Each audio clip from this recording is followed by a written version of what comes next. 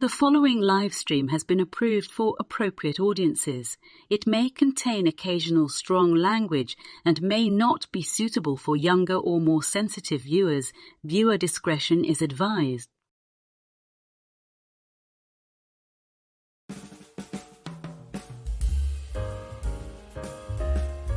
Good evening, happy Friday, and welcome to Last Call, where we herald the fight for good entertainment, which means supporting independent creators. For example, our returning guest and friend of the channel. I am, of course, talking about Tom Konkle, the writer, director, and star of Trouble Is My Business, and tonight he's going to sit down with us and tell us about his newest project, Island in the Stars. Unless you're new to the channel tonight, you've probably heard me talking about Island in the Stars or seen me sharing about it on social media. But I'm going to give you a chance to ask the questions that you might still have and tell you how you can help make this film happen. Ever wanted an IMDb credit? Imagined yourself a producer? We'll tell you how. So sit back and get comfortable, top off your drink, and let me know what you're sipping on in the chat. The Canarble Wagon rolls right now.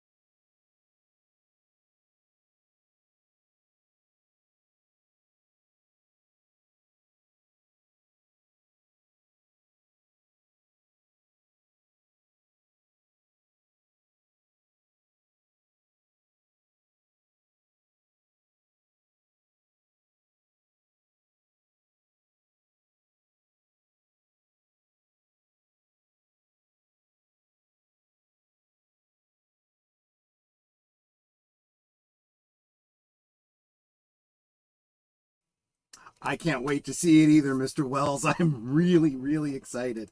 Let me bring in the panel, starting with my lovely wife. How you doing, Netter of Netters Network? What you sipping on tonight? You didn't ask me how I am. You just asked me what I'm sipping on. Fair enough. You're sitting right across from me. I know how you are. But how are you, and what are you sipping on? I am doing well. I am super excited that my boss comes back next week because this week has been a nightmare. It has been a out. challenging week for you. I know. Yes, it's been very challenging. We live together. We work together. We are together 24/7. Yeah, this two different companies, though. This is an awesome marriage, but I do see how much she goes through. I mean, hell, 24 hours with me. I mean, that's stressful enough, right? Well, actually, it's 31 years with you. 24, 31 years. Yeah, exactly. That's exactly my point. What are you sipping on, as if I didn't know? Sipping on, well, it's touted to be the best daiquiri ever, and I actually have to agree. There you go. Exactly. I'm on my second one. I had been promising her a daiquiri all summer, and the last daiquiri I had was about 15 years ago. I made it from a mix. It tasted like chemicals. It was terrible. Made this one from scratch, and I was pretty blown away. So you've heard of the last of the summer wine. This is the last of the summer drinks, I think. And you know it's got to be good because this is my second one, and y'all know that I don't really drink. Yeah, exactly. And speaking of drinking, since both myself and the bouncer are drinking tonight, let's get the designated driver in here. Agent Boomer, how are you doing, my friend, and what are you sipping on? I have an unsweetened iced tea. You see, because he's the designated driver. But that's what he's driving us home on, so that'll be an interesting... Can I make a comment on that trailer you showed at the beginning? Yes, please. Okay, when they say, this is what you've been missing out on, when you see the happy family there, and telling the kids this is what you're missing out on. What the kids are missing out on now, what everybody seems missing out on, is pure escapism. Exactly. And that's what that trailer looks like. It looks pure escapism, which I feel we've been missing in a lot of movies lately, especially those that are supposed to be escapist. You are absolutely right. And that's why let me get the guest. I didn't realize I was going to have guests plural. But let's start with returning guest, friend of the channel, Tom Konkle, writer and director of Island in the Stars. How are you doing, sir, and what are you sipping? I'm doing great, Troy. Hello, Netter. Hello, Agent Boomer. I am sipping on water at the moment because I have to be very serious and do business. But business. I'll tell you, that daiquiri does look very good. I will say that. It looks so usually I did an abbreviated opening tonight. Usually I tell people not only what I'm sipping on, but exactly what goes into it. I'll just real quick tell everybody, instead of adding sugar, instead of no ice, it's frozen strawberries through and through. Nice. And I made my own strawberry syrup, which I used in place of the sugar. So okay. That makes a difference, I'll bet that's great. And if I had had some strawberry rum, I would have used it, but I didn't, so I just went with white rum. But it still works. White rum totally works. Netter agrees. It's more like a dessert than a drink, really. But those are the most dangerous ones, right? Well, you know what? I love what you just said, if I may. I love the three of you. That you guys have been wonderful to us in this process. For me, it's new. You know, I've been in sort of the Hollywood game of soliciting financing and distribution, but to really find and meet people that love escapist entertainment, like the fact that Boomer underlined that, exactly. I thought to myself, you know, I'll let you get going with it, but I had to share this thought while it's in my head. I had such high hopes for like The Creator, a movie like that, because that's an indie film, it's a scrappy film, they're talking about how little it was, but they went dark with it.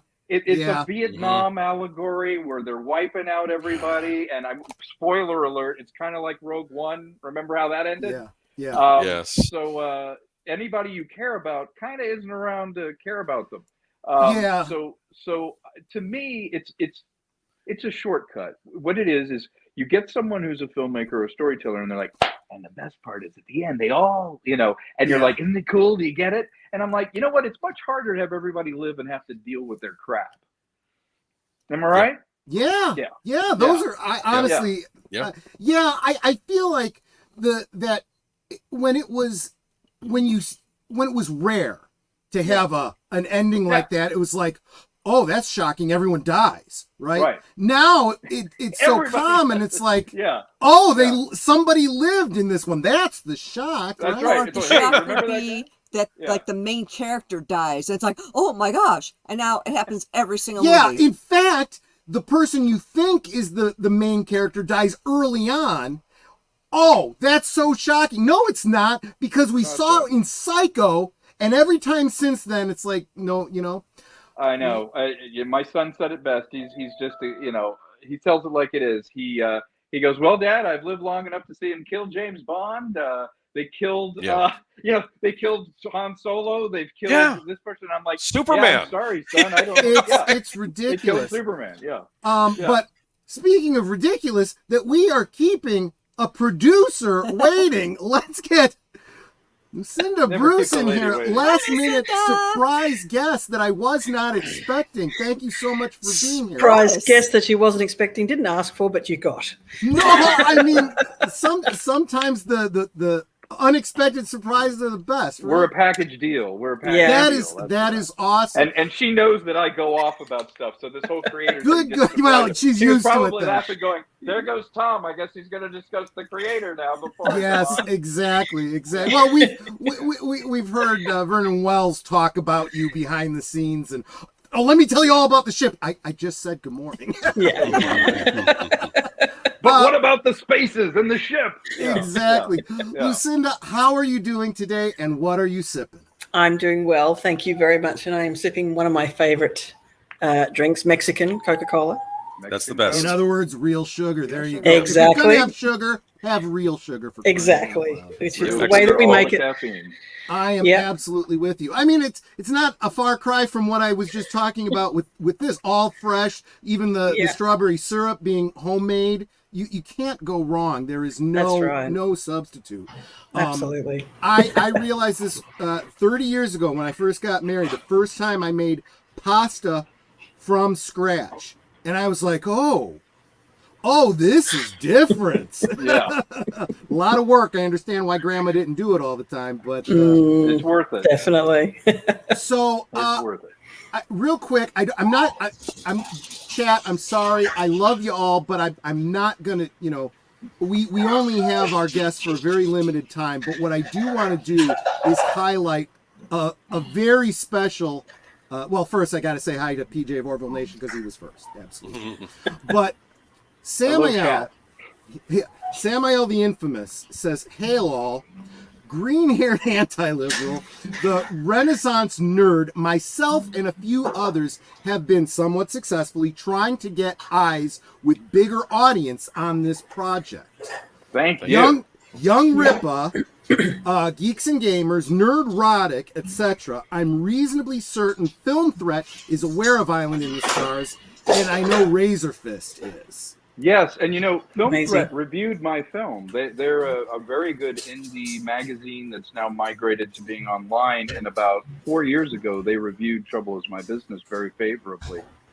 Chris Gore has been very kind to us. Razor Fist, being an author himself and doing film noir, he ended up being a fan. But please, Lucinda and I would love it if you can pass it on. It's a big tent. We want everybody to enjoy this movie. We're trying to make something different. We're trying to have you get enrolled in it now, buy the ticket now when we need it. But most importantly, it shows that there's wide interest in a film that is not a Hollywood typical product, and that we're reaching out to everybody. We want everybody to enjoy it and be included. So please pass it on. We really do appreciate it. And I would say too, Samael, PJ, those of you guys that might have access to Lord Doomcock, maybe mention Island in the Stars to him, see if we can get a shout out from him. I mean, if he's going to take over the world, at least he could usher in great entertainment. Could at least hold the key, hold the door open, right? Maybe mention it to Andre from Midnight's Edge. I know he's got Doomcock's ear too. So yeah, Andre's been very supportive. He absolutely has. He's absolutely good people. So Lucinda, I know that my chat is abundantly aware of Tom because I'm always talking about him. But, and although I know you and your work, I've been, doing the Google foo on you and doing the research, right? But just for the sake of my chat, the 30,000-foot overview. Tell us a little bit about yourself and your background. Wow. Well, I guess I've been independently producing for about 10 or more years now. I started off as an actor and wanted to be in the business that way, and sort of just found myself producing on a short film and fell in love with it and haven't stopped since. And I sort of travel between Australia and LA and Vancouver and go back and forth. And I've just traveled to LA. I'm here now. I just arrived on Tuesday night, so I think I've adjusted now. You have adjusted. The jet yeah. lag's passed? Okay, good. Yeah, it's not too bad. It's only a 16-hour flight, so you sort of get to sleep a bit and you watch a few movies, which is always fun. But I've been producing now for 10 plus years. I actually did my first short film over 20 years ago as a producer, but I love it. It's all I really know how to do. I love films. I love making films, and that's why I'm here. And how did you end up with this, linked up with this goofball? Oh boy! Well, well, basically, a friend dragged me along to this premiere of an indie film, which I begrudgingly went to, and when I found out that Vernon was in it, I was like, oh, well, I mean, every Australian should know who Vernon is. So I was like, well, that's pretty cool. Like, that's really actually quite cool. So I was quite happy that I went along. And then I was talking to Vernon, and the friend who dragged me along then introduced me to Tom. And Tom and I sort of ended up having sort of quite a few discussions after that. Well, I gave him my business card that night, and then he basically just forgot that I existed for, what was it, a year? About a year. Yeah. And then I think I was back in LA. It's an LA for something. thing. It's like out of sight, out of mind, right? Because I left and I came back. I went back to Australia for a year and did my own thing. Yeah. And then I was back in town pre-pandemic, I traveled here 2 or 3 times a year, or as much as I could, just to kind of be in the film community and around other creatives and whatnot. So, but yeah, basically I came back, and then I don't even know how it. I think I reached out to you, didn't I, and said, hey, let's like catch up or something. You did. Yeah, and then we just sort of sat in a cafe out Burbank way and chatted. It ended up, we were going to meet for like half an hour, and I think it ended up being like a 3-hour conversation. And we just found that we had a lot of the same thought processes and ideals and the same sort of passion for indie film and storytelling. And that's how that collaboration kind of then came about. And then, of course, the pandemic happened, and we just sort of ended up Zooming all the time and talking about, and then that's how sort of, they've been talking about Island of the Stars for quite some time, but it hadn't quite been written at that point. So we were collaborating on that, and yeah, it was great, because it was just being able to collaborate on it over the Zoom, work on it all that time, have that time to kind of get the story down and really work on it. It was great, and we just found that we worked really well, and yeah, it's been great. Absolutely amazing. Awesome. Yeah, and as I was preparing, and Tom, you're gonna laugh at me, I know, but I still get a little nervous when you're coming on. It's like, big time Hollywood guy, I still get that way. I in case nobody has noticed, I'm a little bit of a fan, So a little bit of a fan, yeah. So I get real excited, and so I'm rehearsing through. Okay, what am I going to be asking? And talking about, one of the things I was going to say is, I've had a lot of interaction with people in Hollywood, writers, actors and so forth, as a fan, at conventions and get-togethers, meet and greets, things like that. And they're human beings, right? So you go from, just most salt. of them. Most of them. Most of them. Some of them are aliens, right? Yeah. I thought they were lizard people. Anyway. Yeah, some of them. I hear some of them are. If their eyes blink this way, that's a giveaway. Yeah. And actually, that's an idea for Island of the Stars too, right? Now you're channeling V. Yeah, right. Exactly. Yeah. When you realize that, you realize you got the whole gamut. You got the salt of the earth up to the people who, Sure. think who they are, right? It's a microcosm. It really is. It really is, exactly. But I've definitely gotten that, and now bringing it back to earth, yes, I get a little nervous, but it's because I want to do right by someone I'm a fan of. You really are one of those salt of the earth kind of guys, right? Thank you.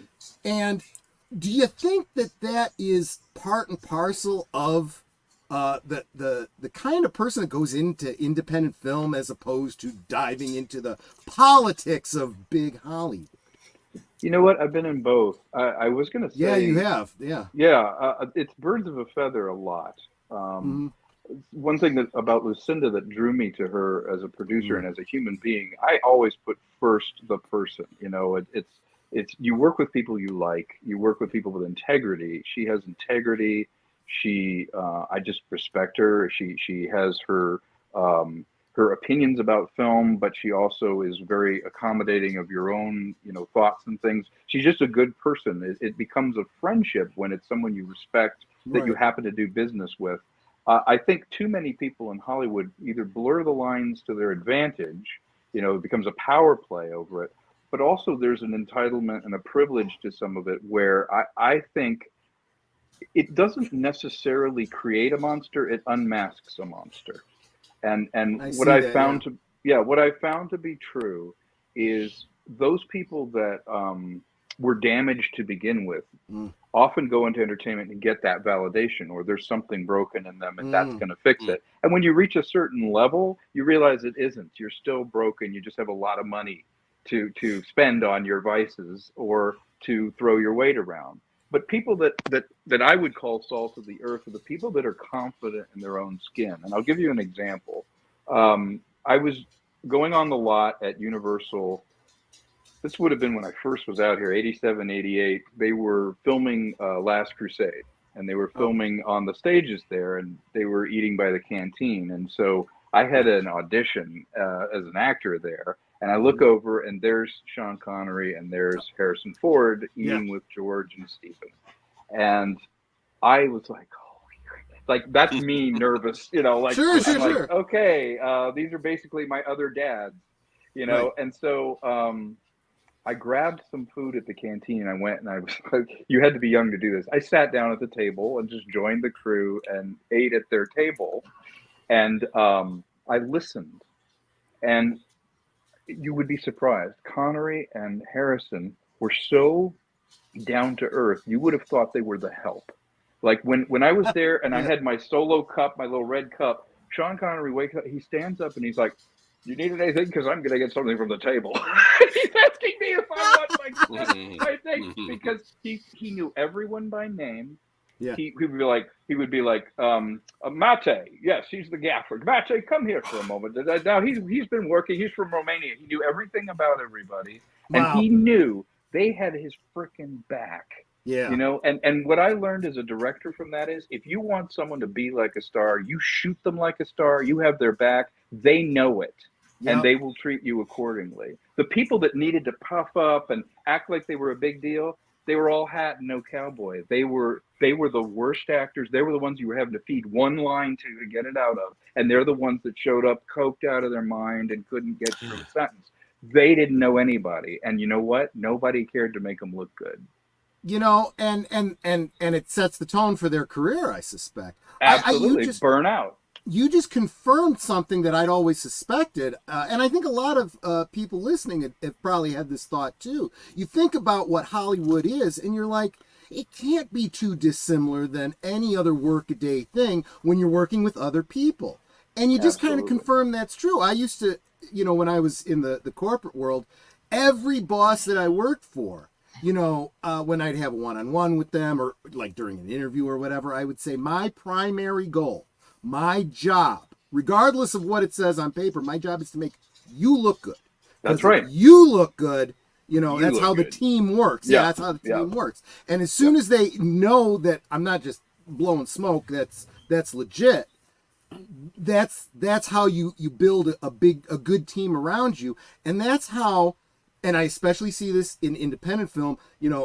Deleted Scenes and I are going to be talking about David Lynch in a couple weeks, but he's got his troupe of people that he works with all the time, and I can only imagine it's because they mesh together. They're a good team. It's too much work not to get along. You hear about people contentiously doing it, but it's usually a one-off or it's a nightmare, and they write a book about it or whatever. But the true relationships that you have, where it's a beautiful relationship between actress and her director, between producers, between writers, that beauty of that friendship means that it's forged on more than just, well, we're doing it for the money, or we're thrown together and we're doing it. Yeah, you might find someone that way, but to stay together, there has to be that. And you're absolutely right.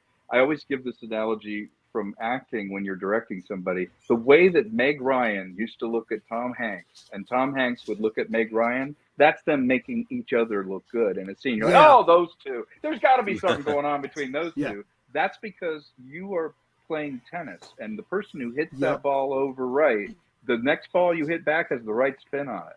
Mm-hmm. Exactly right.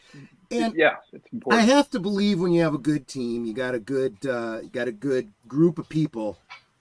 You got those friendships. You also got some friendly rivalries. So speaking of which, PJ, I got him first. But by all means, reach out to them, because I'm sure you have a much bigger audience than I do.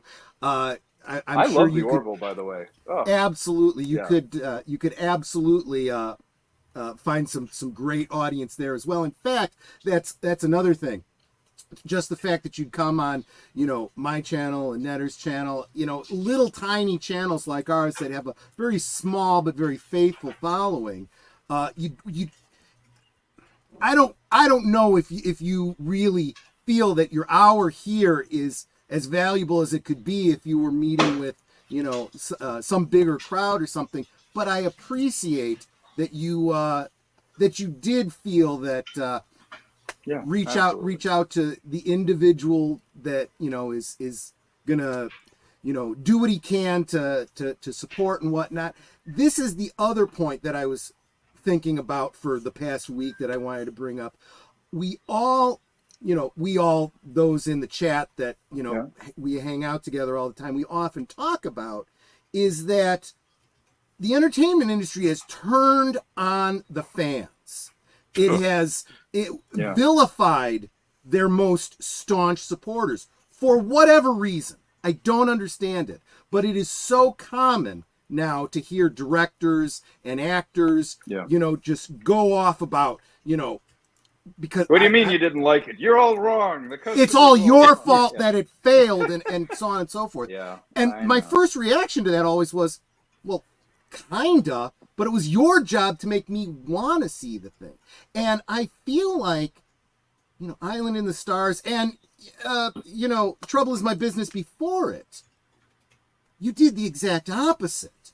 You made every single fan feel like not only valued, but part of the team, really. That's really what this Indiegogo is now. And not only do I want to see it, I want the costumes. I want exactly. I want all of it. It's like I want to transform my house to look like that because it's so amazing. I had to back her off a little because we are the cosplayers, right? And I was like, no, wait a minute. These are just, planned, sketches of costumes. Wait until we see the movie before you start trying to do screen accurate costumes, okay? Yeah. And we're talking about terrific costumers too. There's some amazing costumers in Australia that we can talk to that create that kind of texture. And the costumes say so much about the character, but about the environment. And something that in the nature of just doing this, Troy, it's funny, it sharpens your sword a little bit about it, is that the thing that makes this resonate with people, I think, is we've seen tech become industrial and devoid of art. But the thing about the look in this with a steampunk or Victorian aesthetic or all the just artful aesthetic is it's just a return to putting some art, some craft into the architecture and the costumes. Yes, it's great to be utilitarian and have the Velcro and you do it, but all science fiction looks like aliens now. Right. You always see the mechanism of the landing gear and stuff, but in reality, if you look at classical Italian work, their work was not just sound as a structure, but it was beautiful to go in and look at the ceiling, look at the stained glass. To me, that's the flavor that makes the environment you're living in livable. And if you were spending a lot of time on a ship, like a starship, or if you're spending time out on a colony on another planet you may not leave, why the hell would you want to live in a cargo crate? Right. Exactly. You know, I get when you're doing 2001 or something like that. That's NASA. Yeah. Utilitarian NASA, whatever.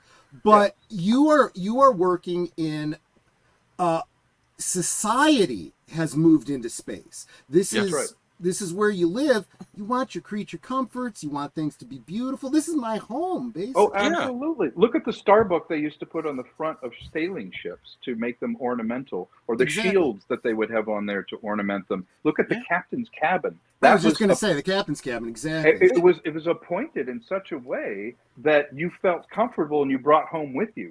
When you were landed gentry back then, you brought your house with you. Yep. When you're doing, the Romans, the thing about thinking about Rome, it's like, duh, I think about it every day. Rome is about bringing home with you the creature. They would bring a statue with them. So you want that sort of beauty around you. So what Lucinda and I are trying to do is create a film that creates art within their environment, not to show off, but to go, look, we got to live in this. And what if we took Australian culture out and that's how it morphed? What if they had social mores which dictated the way you were dressed? What if they had jobs where the uniform really was an indication of your stature in that society? You would have these mores. You would tip your hat to someone. That sort of thing is just not thought of. A lot of science fiction now has become, as you said, NASA, utilitarian. Yeah. Great. I mean, that's great. But if we can think of 15 examples of it already, maybe we should move on to try something else. Exactly right. Now, so I guess the other thing I want to pivot to, because we are we're in the last weeks of the Indiegogo. So we are still talking dollars and cents here, and I think maybe I want to, of course, Tom, chime in, but Lucinda, I'd like to pick your brain a little bit about the business end. As a producer, how would you say this project is similar to and different from other projects that you've worked on? Well, I think, the biggest difference is the budget level. While I've done budgets for very high sort of level budget films before, this is probably the biggest one that I've done as a producer with me at the helm. Yeah.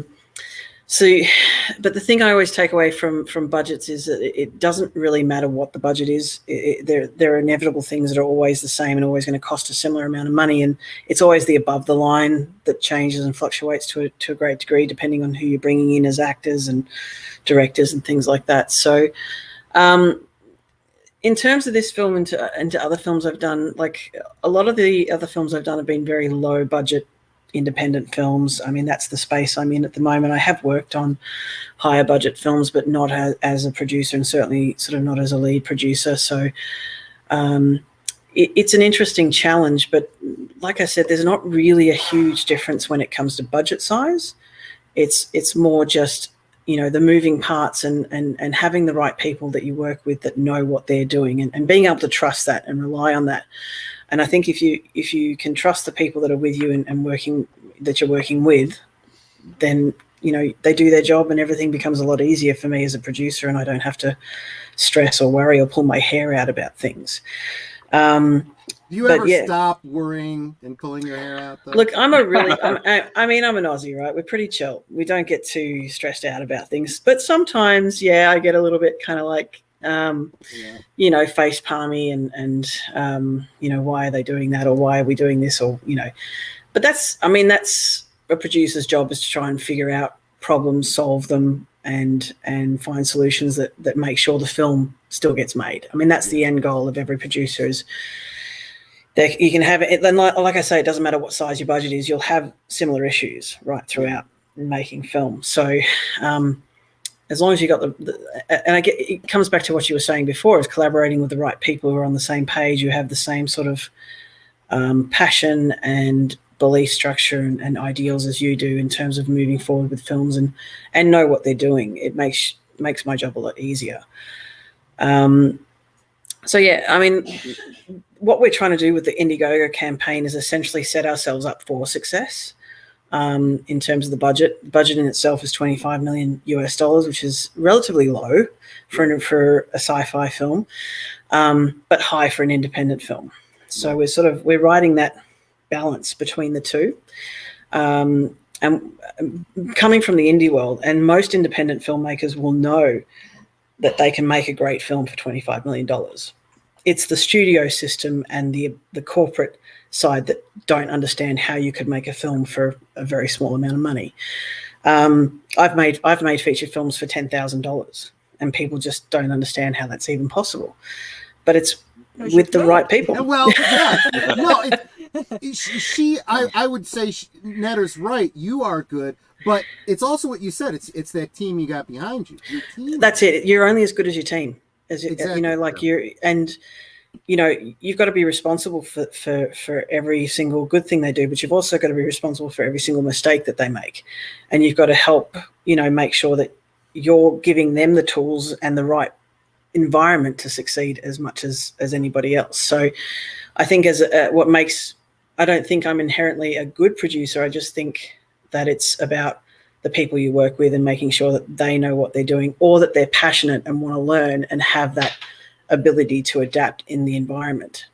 Exactly. Nader, you want to say something? Yeah, I kind of want to go back to what Troy was saying about, you coming to our small channels and how amazing that is, and our loyal following that we have, because it's like they know people that I don't know, and they're sharing this out to those people. You got Samael talking about geeks and gamers and stuff. And I mean, some of our following have huge channels. True. I mean, we're tiny, but they come here. They got huge channels. I was joking about PJ, people. But he's got a big following too. Right. So they're sharing out to their followers, exactly, and so on and so on and so on. So it's not just this little group that's looking at, Island of the Stars and what we can do to help out. It's like the commercial for, what was it, the 70s? You tell two friends and they tell two friends and so on and so on. Yeah. It was a shampoo commercial. So it's like, this is being shared out so much into so many people, so I'm really excited about this. I think it comes back to also, like, it applies across the board, that kind of attitude. I think if you're going to look down on people, it's just the wrong way to go about life. If you think someone's too small or too or less than you, it's wrong. It's for me, my production assistants are just as important as me, and my directors and my actors, because they are the backbone of a production. So anybody who mistreats anybody on set, they're not in the right place. As strong as its weakest link. Absolutely. Yeah, so absolutely. when you look at small shows compared to big shows, like, I mean, to me, that's not even part of the equation. The fact is that you're here supporting us, and that's amazing, and we appreciate it so much. And of course, we're going to come and talk to you guys because you want to talk to us. Like, it'd be wrong. The fact is, you've made everybody that you've spoken to, everyone that's heard the message about, at the risk of sounding like, an evangelizing, cultist or something like that, who's heard the message of Island in the Stars, right? Everyone who's heard it, though, feels like they at least have the opportunity to be part of your team. And that's kind of, the opportunity you're giving the fans, through an Indiegogo like this. You aren't just going to be a consumer. You get to be an upfront, in a way, a small producer. You get you're letting us get involved in the production even of if it's nickels and dimes. It's not just, okay, here's a tier, you're going to get a T-shirt. Here's a tier, you're going to get a T-shirt and a poster. It's like, you do this tier, you're a producer. It's like, dang, I want that. Because again, well, you're going to get farther with positivity, I think. All of us feel any disaffection about the way things are and what's going on. The positive way, you're going to burn out if it's just hating. If it's just, I don't like this and I want to do it. We're trying to present at least a grateful face that we just want to show you, yeah, we're trying. And if you want to put something positive on, it's like, okay, we can bitch about it on YouTube, or we can do something about it. Yeah. Here are people that do it for a living, and we genuinely are enrolled in it. We're engaged in it. We are grateful. I would say the key to happiness, gratitude.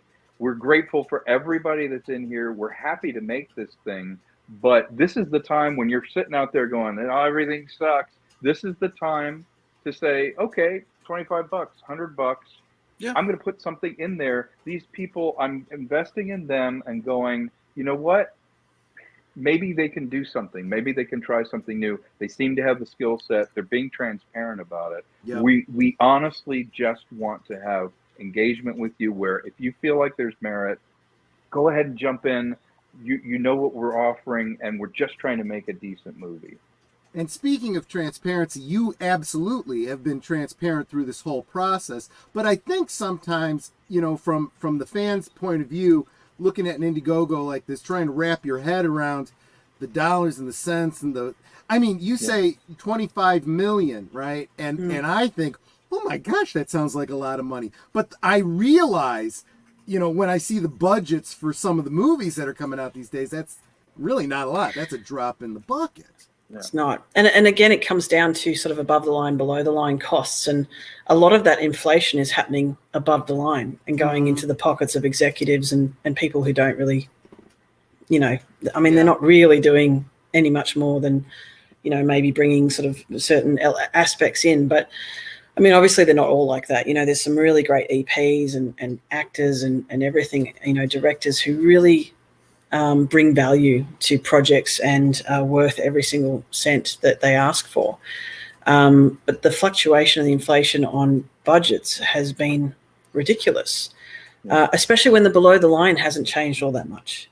Yeah. You know, like, and they're the people that are really doing the giant's work of the crew. The crew. Be a little clear about what below the line and above the line is for someone that doesn't know. Yeah. So the below the line is point. So below the line is crew and you know, everything pretty much except for producers, directors, actors, and writers.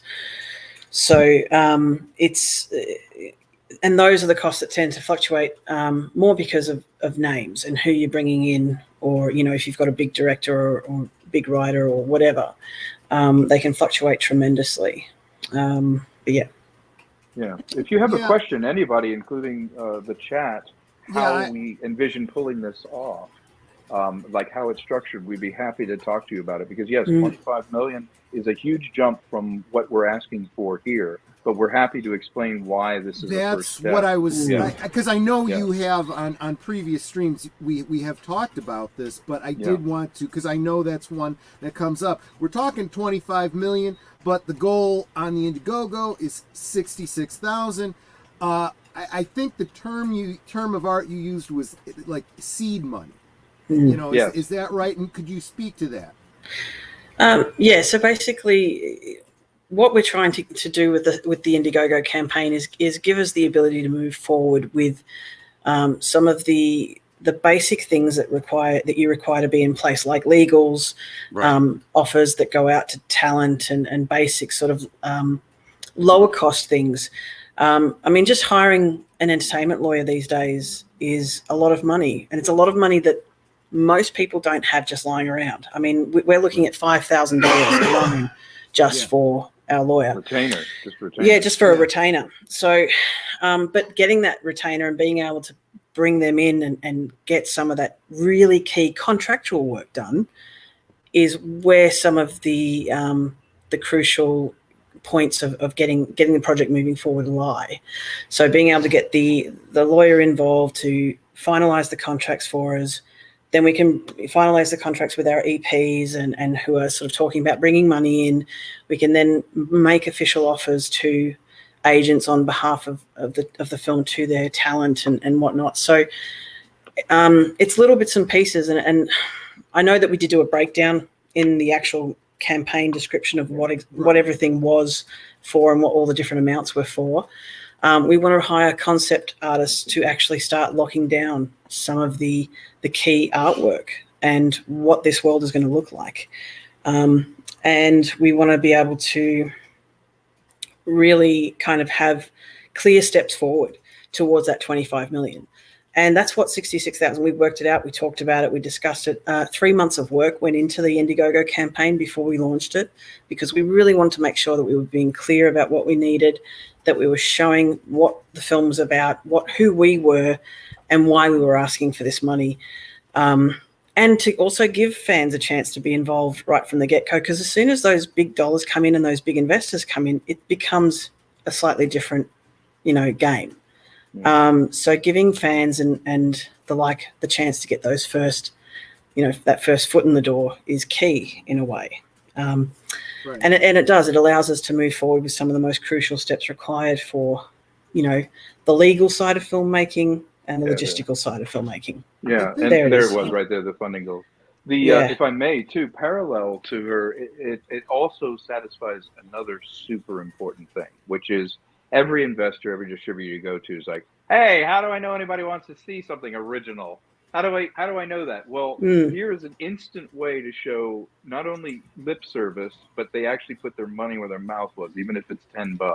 Right. Somebody had eyeballs on this. I've already sold tickets to this thing we haven't even made exactly. yet. Yeah. The amount of people we can show that actually gave a crap about it, that actually put money into it, that actually bought a perk or did it, those are demonstrable figures where if it looks pathetic, it hurts our argument to say people want to see an original thing. It happens all the time. You come out with an original movie, nobody goes to see it, everyone bitches there's no original movie. Yep.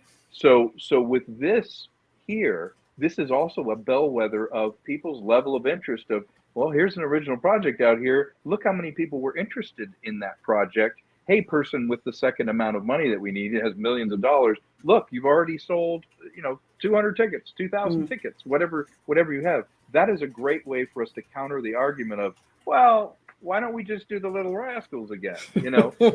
It's you know what I mean? Because the argument is always, well, that they recognize it. We can do something almost as good as the original. But if you said, okay, I have this property, and yes, it's got eyeballs on it, and people want to do it. I feel like this is also a way for us to counter a big objection, which is always nobody wants to see something where you know what I mean? I have proof that this many people do. They bought the tickets and they've already bought the DVDs. You know that for a movie that's Huge not difference. even made yet. That and is I think difference.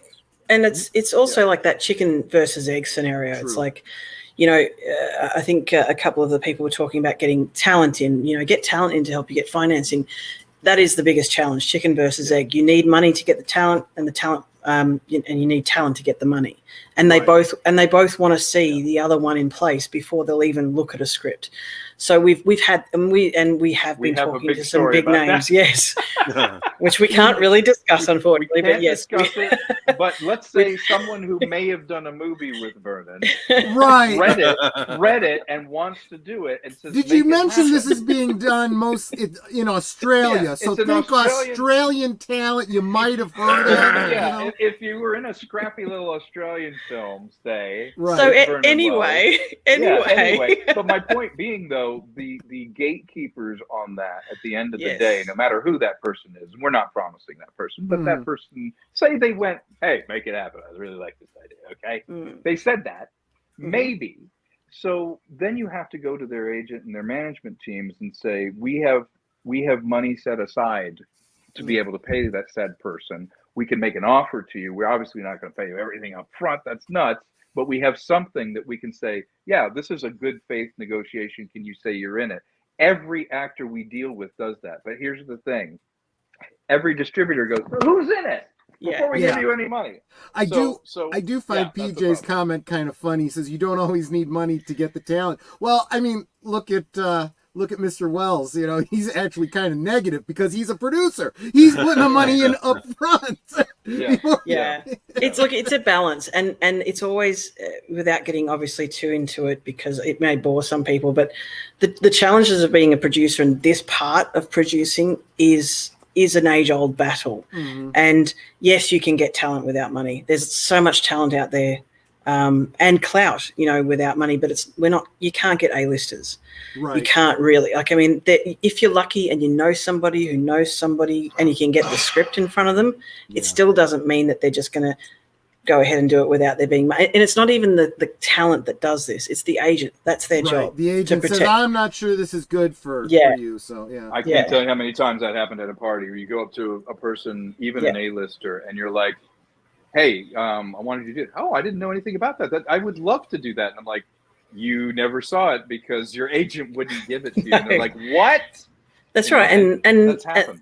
And then there's levels of interest in terms when it comes to distribution and what actors are worth in different parts of the world and how that translates to value and such, is that it's more about the people who are going to put bums on seats as far as distributors are concerned. It's like, we have amazing talent that we know want to do the film and we would love to have them, but it's a question of will the distributor go, oh yeah, because actors are worth a certain value amount to distributors, and that's how they judge whether they give you MGs or just estimates, or whether they take the film on at all.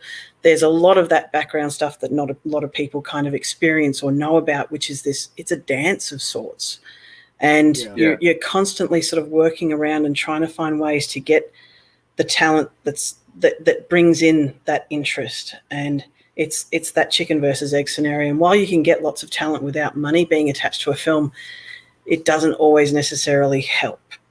Yeah. Yes. And she's right, if I may, real quick, is even Star Wars, like A New Hope, you can bring in a Mark Hamill and a Carrie Fisher and Harrison and all those people, but you still needed to have a Peter Cushing, and you still needed to have an Alec Guinness to go, okay, we got this British scrappy film, I don't know, but, Alec Guinness won a couple of Oscars, he's in it, and you needed to be able to pay them, and that was George's sticking point, until he found Alan Ladd Jr., it was an indie film, and he's trying to make it, until he had someone that they could go, oh, you mean the guy from Lawrence of Arabia is in it? Then you can have the money. Right. And that's exactly the model we're taking, with say an indigenous lead and someone like Emily, and then populating it with people. I'm a big advocate of find really talented actors and just put them in the role. You don't need the baggage of being that. In fact, TV used to be that way. TV didn't need stars, it made stars. Right. That's why you don't have Dustin Hoffman starring in every one of your TV shows. But at the end of the day, she's right. Lucinda's point is absolutely spot on. One or two lynch people, those linchpins are what open the door where they're like, okay, 25 million seems reasonable if you've got in it who did a movie with Vernon. And if he's in it, it gets made. Yeah. And correct me, this is the analogy I've used as I've been sharing with people about the Indiegogo. Correct me if I've been saying this wrong, but I've analogized it to when you go for a mortgage. You can't afford, in the Chicagoland area, $300,000 for, for a new house. So you got to take out a mortgage, but they expect to see a down payment. You're going in with, at least 30,000, or something like that, so that they know you're serious. To get money, you have to prove that you already have money. Money begets money. I've been analogizing the Indiegogo to basically like the down payment on the 25 million budget. It's a great way to look at it because we're realistic. 66,000 isn't going to make the movie, but what it does is build the cash register, and that accepts the bigger money. Or for the more mechanically minded people, you're priming the pump, right? Absolutely priming the pump. It's smart business to get someone in the boat first.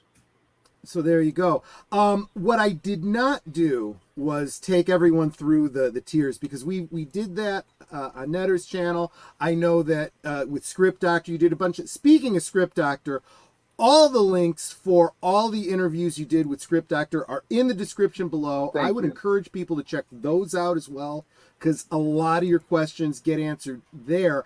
I wanted to focus on things that hadn't been discussed elsewhere. Oh, absolutely. The only thing I'll say about perks, somebody bought the Leviathan perk. Yeah. Someone bought No it for kidding. Let's go $5,000. take a look at that one. Let's go on down to that and revel in that moment. Right And we've had someone else buy a perk while we've been doing this show as well. Oh, I might have excellent. to refresh. Yeah. So the Leviathan perk. So a wonderful let me person. open this up. We've already called. Vernon sent them a personalized message. We included them in some Zoom business calls, and they've been kind enough to even offer more money beyond that because their belief in the film, once they met us, as people, and we talked about it, and they saw how serious we were, and we have a business plan, they were inclined, but they've always wanted to be part of a film and be, walk the red carpet in a movie you actually helped produce. That's pretty cool. That's what I mean. Netter and I, if we had that kind of money, we would absolutely. Well, I think know you probably already know that. I know you would, and you know what? You're exactly the kind of rush. That's the steam that drives the engine as to why I do movies and why I make entertainment or video. It's to just have you forget things for a little while and get excited about it. That's it. Just in case there's somebody in my chat here with $5,000 that they could see as an investment. Executive producer. Let's take a look at this. Have you ever dreamed of having your name etched in cinematic history? Here's your chance to step into the spotlight and become an executive producer. It's not just a perk, it's an opportunity to have your name in the movie and be invited to events where you get to mingle with industry insiders and celebrities. Actually, to be honest with you, every single one of the perks that I've looked at that I, was like, oh, I'd be interested in that. I'd be interested in that. The reality was, it's like, but it's an excuse for me to contribute to this thing that I want to see happen because that is the biggest perk. And Troy and I have done several of the perks. Yeah, Netter and I have perks, which we love. Thank you. We're really grateful for that. Yeah. And I'm hoping there was. I saw here. Let me see. There was something here about, maybe it's not here anymore, but it was like something about getting a poster if you share it out on social media. I hope I'm getting one of those posters. Yeah. Yeah, that was Lucinda's idea, actually, and I believe that's still in there, isn't it? Yeah, it's the sharing is caring perk. There you go. Sharing is caring. That's right. Yeah. It's in the main text there. I think you just were on it. Just up a bit. Just up a bit. Scroll up, just above those pictures. That's right it. There. That's it. Oh, okay. There you go. Yeah, there you sharing go. is caring perk. Yeah. Yeah. But so, but I'll real be quick, honest. you want to read that out? Every person who shares our campaign and tags our official Island in the Stars account in their post, either on Instagram and Facebook, in their posts, will receive a numbered Island in the Stars digital poster uniquely designed for the perk and signed by the creators. Not that movie, The Creator, the creator scene. It will not the one tell. I was railing on earlier. Yeah. Yeah, right, exactly. It will tell everyone when and where you shared our campaign, and the number assigned to the poster tells you how many sharers came before you. Please remember to utilize the Indiegogo share tool to maximize your impact. These tools are specifically designed to make it easy for you to share our campaign with your networks, extending our reach and capturing the attention of potential contributors who may be equally passionate about classically told adventures. Help us build a community of supporters who believe in the magic of Island in the Stars and make this film reality. It's grassroots, people, is what it really is. It's maybe I don't have $5,000, but I can share this out to the 600 people or whatever that follow me on social media. That's the other thing too, is every chair, it has something affordable. So I think the lowest chair is $9. Who doesn't have $9? Don't you spend that at Starbucks? Yeah, true. $4. $4. Okay, $4. That's less than you're going to spend on a super chat on one of the bigger channels. So this is true. Or a cup of coffee at Starbucks. Absolutely. Now, I don't do Starbucks myself, but I hear they're expensive. So They are. You can afford that. If you could buy a Starbucks, you could buy one of these. And Every little bit helps. And again, talk about making this as easy for you as possible. I'm not going to make you guys type this out.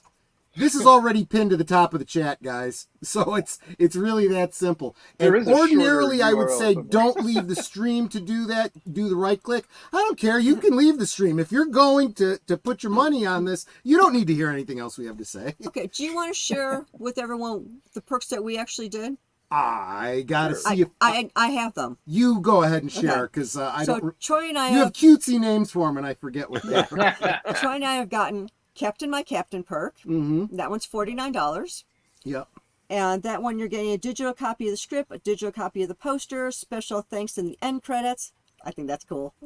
Yeah. Digital copy of the film, IMDb film credit, and a digital soundtrack. We also got Shot Across the Bow, $99. This one you get a digital copy of the script, digital copy of the poster, Blu-ray copy of the film, special thanks and the end credits, IMDb film credit, soundtrack CD, and the star chart vector print. That's why Troy wanted this. He wants that star chart. Yeah, the star chart. Because I'm that kind of a geek, right? Love it. We've also done making of the collector's edition book. That's $299. Correct. That one you get a signed copy of the script, Blu-ray copy of the film, special thanks and the end credits, IMDb film credit, soundtrack CD, film poster print, and the making of the collector's edition book. You know, I mean, if I'm going to have my name in a movie, I want to be able to have a copy of the behind the scenes too, right? Yeah, the book. Yeah, So, I mean, what we did is we're like, okay, we kind of have a budget in mind. Let's spread it out as much as possible and support as many perks as we can. And that's what we did. So you don't have to just go, oh, I want this perk and I want this perk. Get them both if you can afford it, Yeah. Very true. And Very again, true. Samuel, take care. But I want to thank you again for what you said at the opening, all that you've been sharing with some of those big channels. And not to mention, you got a pretty big channel yourself and a great community there too. So thank you for all you've been doing too. You're good people. And this is again, it's grassroots. We shared about the perks, what we are interested in. Y'all know that I am huge on supporting physical media, so I want to make sure that I get my DVD or my Blu-ray or whatever.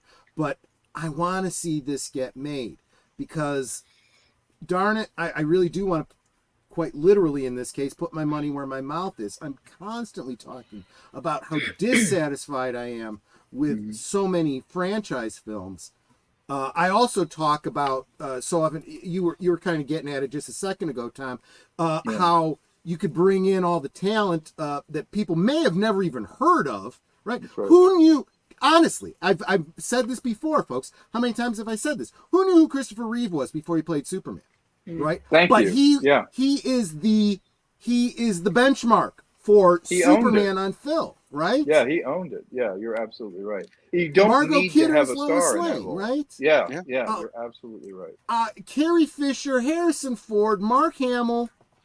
Yeah, they'd all been in stuff before, but who knew them before Star Wars? These were the that's true. Yeah. So every time I see somebody wanting to cast like the next Marvel film. Oh, who would play this superhero really well? And they're naming their favorite big stars. Right. I'm like, why does it have to be a big star? It could be anyone. But just the comparison you made though with the supporting cast, like Sir Alec Guinness, right? I mean, it's like that I get it. I get it. Even Superman had Gene Hackman, right? And Marlon Brando. You got Brando. That's who got it made. Yeah. That's who got the movie made. Richard Donner reached out and said, okay, I'm going to get Mario Puzo, who did The Godfather, to write the script, and I can get Brando if Puzo wrote it.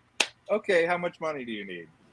And then you can cast unknowns. And Lucinda and I are very much about all boats rise. We can bring terrific actors who never got a shot, never got a chance to do this, but we're also not stupid. We need we know that a name actor is almost a get out of jail free card. It's an endorsement. It's a thing where it's like, you know what? Their professionalism is enough that I trust you with my image or what I'm doing. PJ, what are you drinking? I want to see Troy in a movie someday.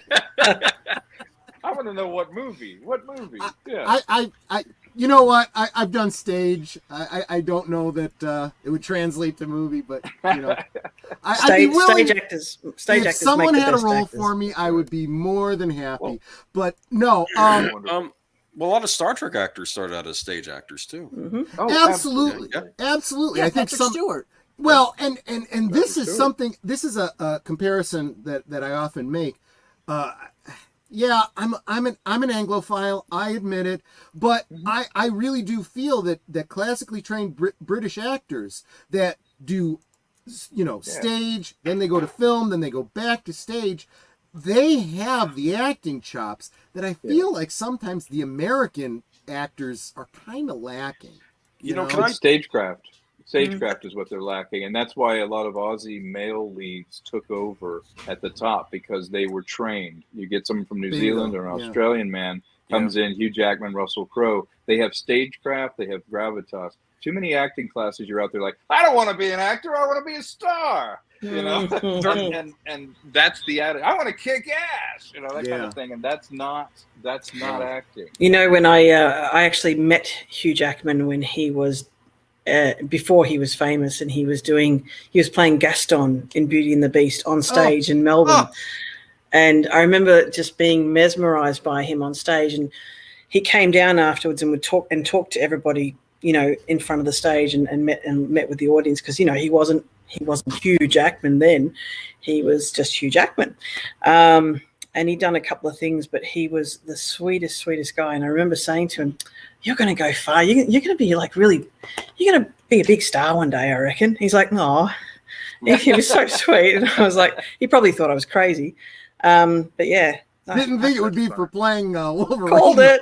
Right. Called Who was he it. before Wolverine, though? Troy? Who was he before Wolverine, though? Right. Who was he before Wolverine? Well, see, he was known in Australia, but he wasn't known internationally. Not known for carrying And as movies, far as though. I don't know which role came first, but I was aware of him before I saw him in X-Men, from snippets that I had seen, you know, some footage that I saw, and definitely the soundtrack album of The Boy from Oz.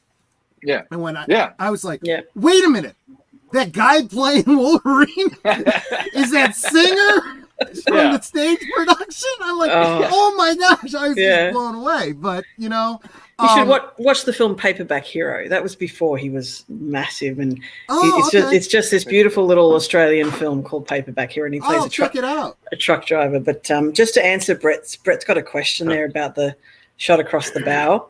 Yeah. And I'm just going to say, I think when you go to put in when you go to purchase the perk, I think you can put the name in, a different name in, but you could use the same email if you're buying the same perk, but you want to put it in a different name. Just put a different name in. I think that would be fine. Otherwise, we can we'll reach out for all of those perks. We're reaching out to everybody who, you know, once the campaign's finished, we'll be reaching out to everybody who's bought a perk and going through the motions with them and letting them know how to do all these bits and pieces. So with something like that, we would reach out anyway, and we can have a conversation via email, and we'd make sure that the nephew's name was put forward rather than good point. And let's see. Ever consider casting huge... I don't like him. Sorry. There you go. Sure. It's a great question, and it has absolute value and validity, and it does work. No, I'll call it like it is. PJ, you're crazy. You're just nuts. I do want to know what you're sipping on there. It has worked in the past, and it probably will work again in the future. It's one of those things where it really has to, again, be worth bringing them in, because they're not, if they're influencers, they're only known sort of in an online community, so to speak, not as actors themselves, even though, yes, they do acting of sorts. It's an unknown entity that you're dealing with sometimes. So I've considered it before. I've discussed it. I've approached influencers before for films. It's not a ridiculous question. It's just, is it right for this particular project? Yes or no? It really has to be, like, I would do it for a horror film, and where they get to be a scream, what do they call them, scream queens or whatever, you know, and it, depending on, is it a meta horror film? Does it actually require influencers that get killed or not? I think it really is a project to project basis. It's not ridiculous. It just doesn't get you bums on seats, because again, it comes back to the end game with the distributor and the sales agent and what they consider to get bums on seats and what they're prepared to pay out. And if you bring them something like an influencer that they've never heard of, they need someone that they can sell and package to worldwide channels and networks and streamers. And if they're not known to those people, there's no value to them. So it's just about figuring that out. And unfortunately there's a lot of B-list actors and C-list actors that don't have that value either. So it's not even because they're online. It's just they're not in that realm a lot of the time. And there have been some great instances of influencers coming in and making something very popular because they sort of spread the word to their 100 million followers.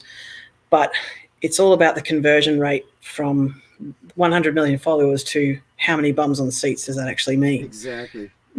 Because a lot of the people, because a lot of the people who are watching influencers online. They're not in cinemas. They're not going to the theater. They're getting that content. It's instant gratification for them, and that's how they prefer to watch their content. So it doesn't necessarily translate to a sort of theatrical distribution market.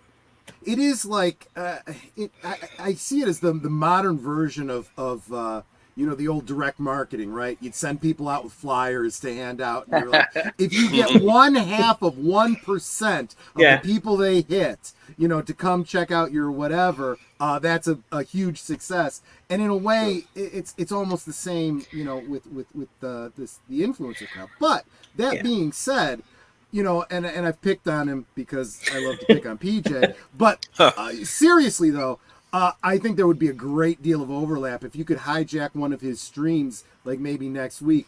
The people that are Orville fans, I think, would also really have a great deal of interest in Island in the Stars. So I don't think that would be a bad. And look, I love an invite. Yeah, we'd love it. And I only laugh because it's just a question that I hear so many times. Yeah. And I just think it's one of those things that sometimes it works out really well and sometimes it just doesn't. Yeah. I think recently we have seen if you choose the wrong influencer, you send the wrong message and it hurts you more than it helps. That's you. right. So you got to be careful about that. No, but I think you'd be safe with PJ and hanging out. Even Maxfield Entertainment, because that's all Star Trek all That's the time. another one. I'll behind the scenes, I'll give you some suggestions. That would be wonderful. That you could work with if you'd be interested. But I know I am already keeping you way longer than you had intended to be. That's fine. We can chat another 15 if you'd like. Yeah. Okay. No, that's. I have no life outside of film, so it's fine. Well, and she's in LA. And I'm in LA. I can only imagine that right now, you're in the I don't want to call it the final stretch, but you definitely are in the last week of the scheduled plan for this Indiegogo. So I would imagine it's probably your primary focus. So yes, I certainly understand that. But let's let's talk about that for a second. Well, if I may, I want to jump in on it. It's human nature to wait till the last minute, like, it sounds good, and I'll get back to it. But I think you find a big surge at the beginning of one of these things, and then it kind of trickles for a while. And what we're hoping is here as we go into the final thing, people will look at your show or look at other shows and go, oh, yeah, that thing. And then the last 7 days, hopefully there'll be a ramping up that we can get a lot closer to that goal. But I think that's human nature. And it's our job, our covenant is with them to go, okay, we're out here, we're running out of time to make this effective.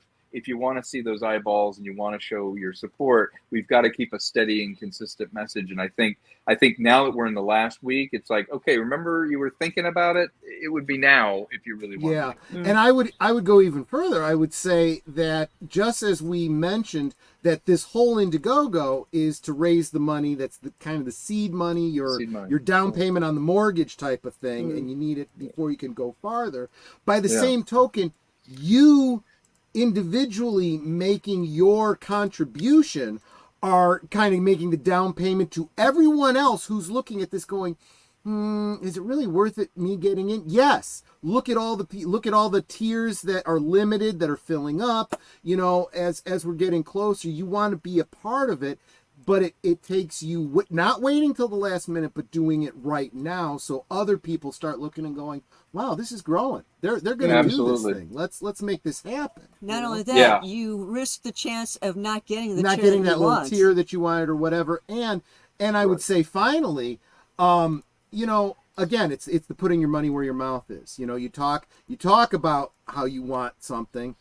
Here's your opportunity to actually make it happen, right? To make it happen. Absolutely. And Netter is right. It's like there is a scarcity to it by its nature. We're not stupid. We're not going to promise a zillion things to a zillion people and think we'll be able to afford to do it. We've made it so that the people that are serious about it and buy that perk, that's something that we can fulfill and we can do.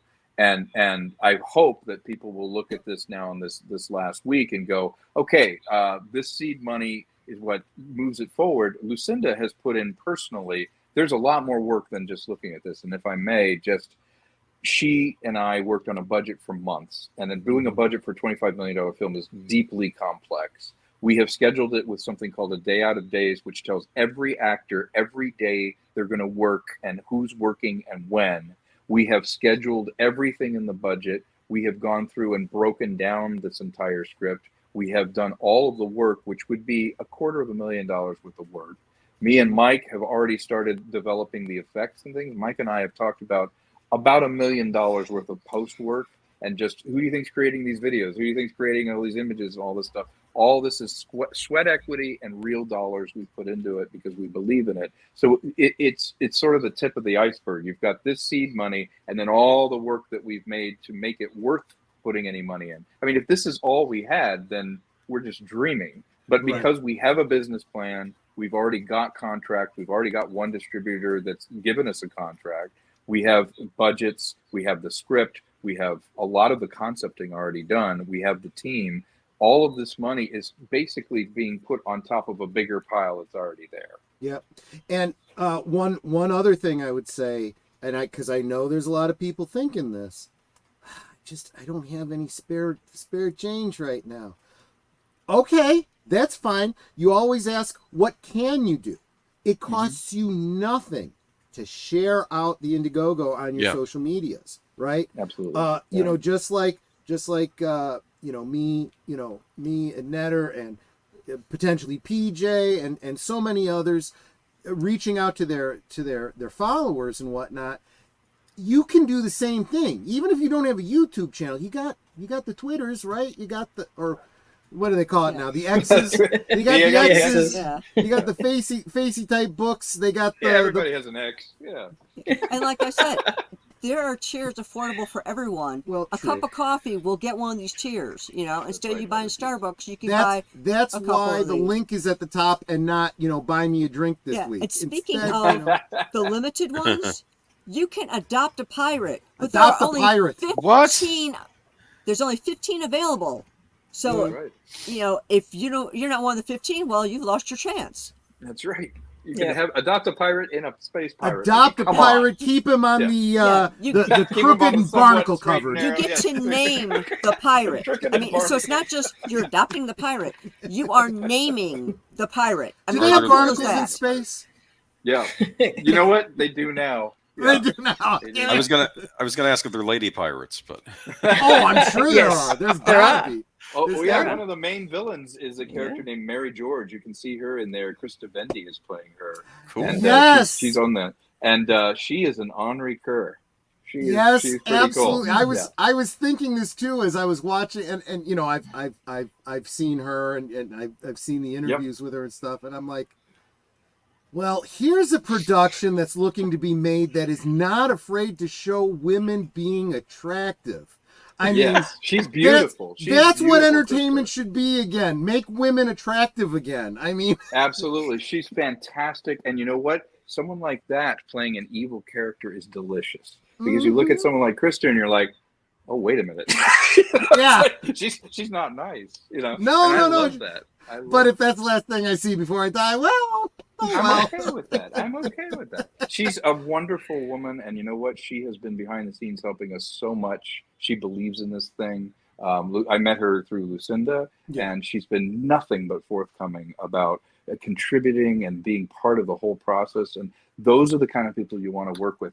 Elevating her feels good. You know, it's like, you should be in this movie. You know, and you know, I don't think, I think it's reasonable to say, you know what? We're talking about attractive people with really cool sounding accents. Make sure that they're working, okay? So make this movie happen. You're like the flag for Australia right there. Yeah, attractive people, let's put them to work. Yeah, I love it. In fact, Boomer got so excited he fell out of the street for a second there. Internet issue, I'm fine. He just went down under. That's fine. No, I get it. Of course, if you need a Scottish voice actor, I'm happy to join in. Yeah, well, there you go. Keel hauling. I think the equivalent of keel hauling in space would just be spacing them. You know, just yeah. I mean, it's you know, spaced. Yeah. I like those spaceships though. They'd be great models at some point. You know. Well. Yeah. Absolutely, and look at this. This is probably another conversation you'd want to have with PJ, because he's involved with a lot of people that are creating, you know, models and stuff for the Orville and whatnot, and doing marketing and stuff. So you know, I love design guys and concept guys. There was a couple ladies I was just talking to that do 3D modeling and creating it. And their brains are so wonderful because they pull from industrial design, from art, all these different places to create these things. But there's a functionality to it. It's amazing. From what I understand, not, you know, I'm not a Luddite, but you know, I'm also not that technically savvy. I understand that nowadays, as everything is being, you know, every spaceship and everything is being done in 3D modeling, CAD and stuff like that. I've been hearing that it's not a stretch to take those models, export them for whoever it is that's making, you know, the toys, the models, the physical models, and the marketing, and say, here you go, just do it, you know, and here's great rendering so you can see the color schemes, make it. Okay, I know that's one of the things the Star Trek guys are doing. Star Trek Online, which has their own proprietary ships, they're rendered 3D in the game, and they just export it and print it, and you buy your own ship, you know? Yeah, that's pretty cool. Yeah. Marketing, because, you know, what really made Star Wars, it was a great movie, right? What kept it going was the toys, right? Yeah, exactly. So and everybody said, "Oh, sure, keep the thing." Who'd buy a thing from a movie? Yeah. Netter's like, if they put out that gilded box and it has some kind of a light in it or something, whatever, you know, we want to get one of those. Yeah. I don't even care if it has a light. I want the box. The box just looks cool, right? Exactly. Yeah, exactly. No, we're definitely going to be doing that sort of stuff. Yeah. Oh, there you go. So. Cool. Okay, start saving up. Because like you're talking to people who are big, like we're all fans as well. We're big sci-fi nerds ourselves, and now it's cool. Like it never used to be cool, and we couldn't be who we wanted to really be when we were younger and growing up, and all these things. We were like, you know, you get picked on at school for being a nerd. Yeah. Now we can just be open and proud about it, and we're huge sci-fi fans ourselves, and love anything to do with the genre. So. You know, not just that genre. We love other genres as well. But like for me personally, sci-fi is it. Like sci-fi is my passion genre. I have a theory about that, Lucinda. I believe that in the modern age of social media, we are so out there now. People are sharing all their private stuff and every little thought that goes through their head. So I do believe that the same bullies that were picking on me for being a nerd also love Star Wars and Star Trek, all the nerdy stuff. They just didn't tell anybody. That's but right. Now they're just chatting about it all the time, and everyone's going, "Oh, you like that too? I like that too. I like that." So now it's like, "Oh, okay, well, everybody's in it. It's the smart kids' revenge. Let's face it. Kinda. Because now reminds me of Napoleon Dynamite, where the guy's just filming himself with the football, throwing the football in front of a video camera. He's like, "Remember when I was in high school?" You know? Yeah, exactly. And now the smart kids are the ones making the movies, and the ones financing the movies. And, that's right. making we all sure bloom that at different rates. We all bloom in our own time. That's exactly. I like that. This is wonderful. And Lester San Jose, Revenge of the Nerds. Yeah, nerds. Yeah, exactly. It should be Rise of the Nerds. Come on, Rise of the Nerds. Yeah, I like that better. I love it. Resistance of the Jocks. I don't know. Yeah. Maybe I don't know.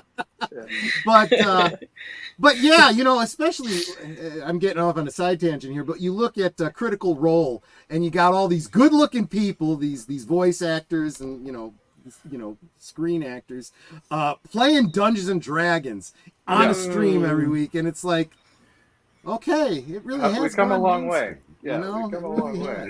And now when I tell people, Wednesday night is my D&D night, they're like, oh, really? What do you play?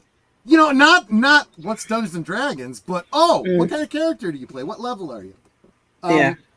Okay, it's good. It's great. Yeah. It's great, but just wish it was 20 years ago or 30 years ago. Yeah. Well, better late than never. Better late than never. I'll take it. I'll take it, exactly. So I can't begin to say how excited I am about this project. This project, you've said this before, so I don't think I'm putting you on the spot here. I'm just quoting you. This project is happening. One way or the other, this is happening. Oh, yeah. It's just a question of how quickly we get it done.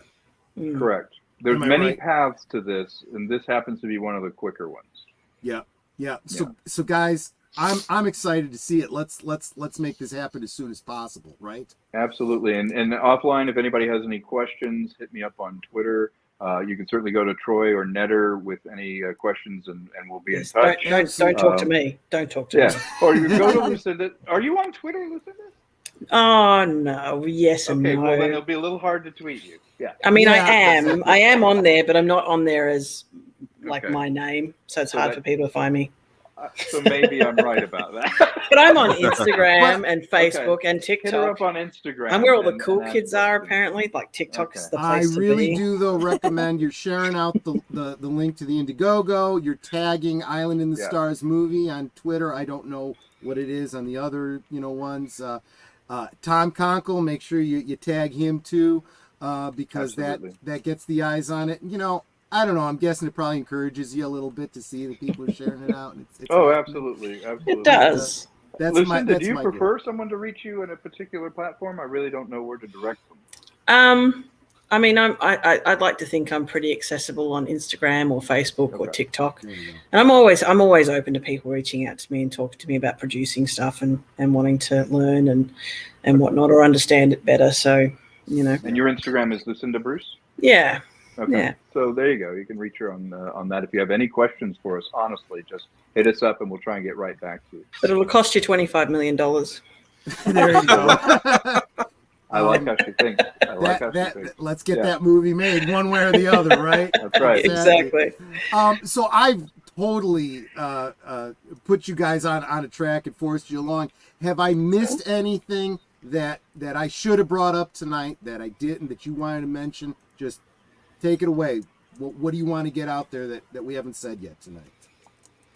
I think really, in summary, we're getting as you said, the home stretch. First off, I want to thank you and Netter for being amazing and wonderful. And Age, I appreciate being on the show, and we are grateful for everybody in the chat that even takes an interest in us. At the end of the day, we got 7 days. If you see merit in it, take a look at the page. Hit us up if you have some question. If you feel like there's merit in it, pick up a perk that suits your desire, what you want to be. That's our thank you. And get enrolled in this thing. Buy the ticket when we need it. We are going to make this movie. As we said, it's going to happen, but there are shorter paths to get it to happen. And one of them that makes sense is to show that there is interest with eyeballs. And the best way to do, vote with your pocketbook and say, look, I put in my $15, my 25, my 100, whatever you want to put in. But that is much more positive than just letting it eat you up and just say, I hate everything and I'm not going to do anything about it. That does not sustain. A YouTube channel even built on only hating things is not going to sustain. A film like this is an opportunity to dies. Yeah, it grows fast around an issue and then dies. At the end of the day, people like us want to do something positive. We want to create something and we want to just take the reins. Here we are, professional people going, we're trying to reach out to you. The hardest thing for us to do is, move all that coal to get to the diamonds. You guys are the diamonds we're trying to reach. We want you to be enrolled in this, so please take a look at it. There you go. Lucinda, anything that I need to be schooled on here? Did I do an okay interview? It was great. No, you guys have been amazing, and so much so that, I don't know if Tom would agree with me, but I would just say that, like, if you happen to find yourselves in Los Angeles when the premiere is happening, then I dare say we would have a couple of spare tickets for you, regardless. Yeah, I would agree with that. Netter and I, we had family in California. They moved out of there, and I'm like, I don't know if I ever want to go back to California again. Then this project comes up, and I'm like, we pull you back in because we're going to be having it back. That would be why. Could be a premiere. That's right. We could even try and premiere at Comic-Con. You never know. Yeah, there you go. It's one of the things we'd love to do. So and Comic-Con's, like, the convention side of it, like, is huge. Again, it's part of my world as well.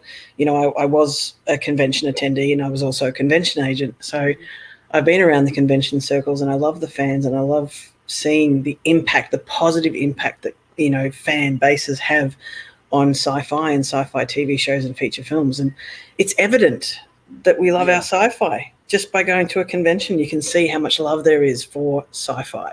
Yeah. So, we just want to try and get those people in now and get them involved in the early stages so they can be a part of that rather than just sort of coming to it afterwards, Yeah. But yeah, because that's good. So thanks for having us on. Yeah. I'm going to continue to make sure that I mention on every stream that I appear on. I'm sure Aged Boomer and Deleted Scenes and everyone else is going to do the same. Before we sign off, don't forget about Island in the Stars, Indiegogo. Make sure you go do that thing. Exactly. Do the thing and share it out and share it out and share it out. And then after you've shared it out, share it out again. Okay? And ask everyone else to share it out. Absolutely. And just right? And like I keep saying, it's like, thank you. You can get a cheer for the cost of a cup of coffee. So there's no excuse. Yeah. And you can share it out to everyone who follows you for $0. And you get a poster for it as well. And you can get a poster for it. It's like, what you're getting for doing the $4, $9, whatever, for the Indiegogo is long lasting, unlike a cup of coffee, which is gone in like 5 minutes. True. That's yes. I do want to say that. That is, Netter just brought up something that I think we forget. Not only are you getting something made that you are going to want to see forever, you're going to be able to point to it, and when you're talking with your friends who are like, hey, did you see this movie Island in the Stars? See it. I contributed to make it happen. I'm in the credits. Let me show you. Look, I've got the autograph, script or whatever your doodah is that you got. My $4 was the reason it got made. Exactly. That's right. That's an icebreaker right there. You know what? It's March. I was here. I did something about it. This is like funny. Everybody else bitched about it. # Netter hates Starbucks. It's overpriced coffee. Well, I'm with you, Netta. I'm with you. Honestly, Deleted. I owe you a show, by the way. I want to go on your show. I really want to go on your show. It's not like they're sponsoring this show, so it doesn't matter. The fact is, I don't care much for their coffee. It's not that good. Again, I can make it better. But no, actually, you will be on with Deleted Scenes. Am I right? On Sunday? Is that right? I have to confirm with him. Deleted. Are you doing a show on Sunday? I thought I saw a link made up. Not to put you on the spot or anything, but hey. No, he's one of my blue wrenches. So if he's got the stream made up, he could even drop the link so that people can get the notification. Deleted Scene says Sunday. Yes. Yeah. Sunday is the take 2 for Sunday. Yeah. Do you want a surprise unwanted guest? Do you want a surprise unwanted guest? Another unwanted guest we could. There you go. That would be Tom's way of saying, "Sorry, I missed your stream last week." Yeah, I had. Here's the producer. Lucinda will attest. I had a little bit of calamity in my life around. Just a little bit. Yes, I heard. I was just making humor out of I'm sure it was a very challenging circumstance. It's been crazy, but I'd love to do it on Sunday. We'll work that out. But it was not a wasted stream. We were all there sharing out the stream and sharing out the link to the Indiegogo. He talked about it. He went through the tiers and everything. So I listened to it in the car. It was beautiful, and I really appreciate it. Yeah. So good. Anyway, I'm sorry I've kept you far longer than you had agreed to be here. And Lucinda, sorry, I just read Brett Cohen's.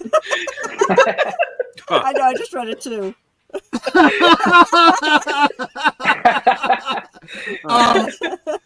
And I'm not going to say that's wrong. Maybe a little stronger than I would have said outright, but I don't really disagree. Wait, is Brett Australian? I think he must be Australian. At least he knows one. Yeah. What I will say is, no, the reason I don't care for it always tastes like burnt. It's like overdone or something. Been sitting there a long time. I mean, I feel sorry for a lot of Americans who love American coffee because they just haven't experienced Australian coffee. Yeah. And it is. What's Brett's the best right. Australian coffee in your opinion? Well, it's not even about the best. It's like you can go anywhere and get a really good one. Whereas, Well, anything, fresh and a different style too. I mean, I've tried French press. That's good when it's fresh. Too much effort for me, but it's good. A cappuccino. Oh, a good cappuccino or even an espresso. That's or a fresh. latte, good And cappuccino honestly, or a latte. I don't feel like, and you can, in theory, get those things at Starbucks. But again, it's just the theory. I don't feel like it's ever really executed quite right. And here we go. I told you, if I vamped long enough, he would have the link. Take two. I love it. So he's looking at. I'm better on my second take. Yeah, he's looking at. Midnight his time, so that would be. Wait a minute. 12, 11, 10, 9, like 8 o'clock 10? your time. 10 our time, right? No. Well, he's Eastern, so it's... And we're Central. So it's 9. 11 my time. 9 o'clock. 9 o'clock. It's 3 hours difference. Yeah, California's 2 hours behind us, honey. All right, so Lucinda and I will be there. Okay, so there you go. Perfect. And in fact, I would love to have both of you on my Thursday things, when this is over, it's kind of like a wrap up. How did it go? What, and what are next steps? Yeah, what are next steps and all that. So I'll have Matter reach out to you directly, and that sounds we'll great. Make that happen. Always happy. Thank you. Thank you. Matter. Amazing to have you on. It's very easy to talk about films. It's my absolute passion and hyper focus. Well, so anytime. And I will do anything I can to help make this happen. Really, I Thank you, Troy. We've already broken open our piggy bank. We've done everything we could there. So the best I can do is put in the sweat equity. You're gonna do. Yeah, you did what you said you're going to do, and I'm grateful for it. It's wonderful. Thank you. So there you go. Anyway, unless there's something else you wanted to share specifically tonight, I'm going to let you guys go because, again, I feel bad that I haven't kept you as long as I have. But we will continue to spread the message, spread the good word of Island in the Stars. Thank you. Definitely. And I will have Netta reach out to you about getting you back on a wrap-up episode of Thursday Things. You will be on Sunday with deleted scenes. I will put you in touch with PJ from Orville Nation. Okay. And sounds good. If you think of anything else that I can do for you, you just let me know. And what am I drawing a blank on his name? Maxwell Entertainment. Oh, and Maxwell Entertainment. Yeah. So I'll put you in touch with them, and I'll keep brainstorming some other outlets that we can get you on. Thank you so much. Thank you so much. Thank you. Have a great weekend. Thank you. Very nice to meet you. Lovely to meet you too. It was such a great surprise. At times like, oh, do you mind if I bring Lucinda in? I'm like, mind? Yeah, no. Send it. That'd be great. Whoever you want. Exactly. I said, send it out to whoever you want. Yeah, Thank you. Cool. I'd have been happy if you'd said, hey, I got this kid who's going to be the gaffer. If I could get, oh, sure. I love it. I love that. I might do that to you. I would honestly. I kind of enjoy that. I would love to talk to a best boy or something. Someone who could just come in and say, "I bet you don't know what I do on movies." Actually, I do, but let's share with the stream. We'd have Best a best boy. boy. He would have his credit, and below it, his son would be there, and it said the real best boy. There you go. See, now this is funny because Troy and I actually stay through all the credits. We watch all the credits. Yeah. And no one ever does that. They did the work. They did the work. You're right, Netter. They do the work. And I'm amazed because nowadays, and I don't know exactly when it started happening, but I see it on all the movies now. Towards the end of the credits, they start showing all the children that were born to members of the cast and staff. That wow. During and sometimes it's a long list. I'm like, wow, and then I think it through and I'm like, well, what was the timetable on making this film? Oh yeah, that kind of makes sense. I get it. It kind of makes sense. Yeah. I always thought it was smart that they did the credits before, like at the start of the film. Like in the old days, they used to do that, and you used to have to sit through them, and then you'd have to watch the film. And I think that was much more respectful of a lot of the people who actually did a lot of the work, and don't get as much recognition for it. Yeah, and again, I think it's the first one that changes things up is the one you take notice of, and the first one that I can think of was Star Wars, because they did that opening crawl. And I don't feel like a lot of people ran out of the theater at the end of Star Wars, because first they're sitting through that music, and then they're like still blown away by that film, and they're like, wow, look at all these people that made this. People that brought it to life. Yeah. And then they did like the outtakes, and then they did like Marvel was really clever in bringing in little key scenes of like during the end credits or after the things, and it's like, well, Cannonball Run used to run all the bloopers during. See, I would do that. We should do that. We should do that. Bloopers we should have bloopers in the end reels, just to keep people there. And I think that would work based on what you've implied to me the tone of the film is going to be. It wouldn't work for the grim dark type film, but for something like this, But for escapist fun, that would be a lot. Yeah, it was a great movie, happy ending. Let's see the bloopers. Why not? Just know that we had fun doing it. Yeah. It would be on brand too. Who doesn't want to see Vernon crack up into laughter at making a mistake? I gotta be honest, that was my thought. I was like, I'd kind of like to see that. I'll tell you, having directed him, his bloopers are magical. Well, his bloopers are punching you in the face. That's true. Which, honestly, that's fun to see too. No offense. Yeah. His expression, it's wonderful. There's Thanks for having us on. Real quick, I don't know if you'd ever heard this, but Blade Runner, help me out, Age Boomer. I always forget the sequel of Blade Runner. 2049. 2049, thanks. Apparently, when Harrison is getting into a fight with, I forget the kid's name. Ryan Gosling. Ryan Gosling actually connected with him. And they used that shot because his reaction was, but you could see Harrison going, I really connected. And he did that. He did that to Gary Oldman in Air Force One as well. He did hit him. Yeah, clocked him. You don't want to get punched by Harrison Ford. Like I don't. Well, I mean, I do. You did. Yeah. I would gladly get punched by Harrison Ford. I mean, that's true. for a film, you're in proximity. Exactly. I'd be like, I'd never watch that part of my face again. Yeah, I feel like, Well, you might have a scar there, so I mean. Yeah, exactly. You'll something to remember it by. Okay, guys, thank you so much. I keep trying to let you go, but I don't want to let you go. But thank you so much for being here. Thank you for having us. And I will see you again real soon. Take care, guys. Okay, thank you, Bye-bye. everybody. Thank you. Bye. Oh my goodness, that was just. We get to you keep can stay Lucinda. with us as long as you want, Lucinda. Really, you don't have to leave. I thought I was going to get kicked out. I can kick you out. I would feel bad doing that, though. Well, I don't mind. I really don't mind. Do we get to keep Lucinda? Yeah, no, that's you what really I said. want Like, to. we get rid of time. We get to keep Lucinda. Okay, I'm fine. I thought the whole show was finishing. So No, what we're gonna do, because I didn't want to keep you as I start going into everything that we're doing in the next week, and But hey, she might be interested.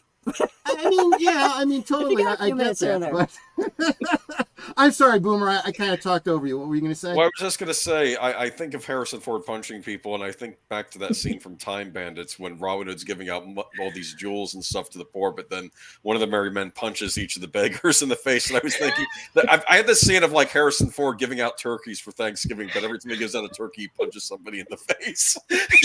There's a trade-off there. I got a turkey, but I got punched in the face by Harrison Ford.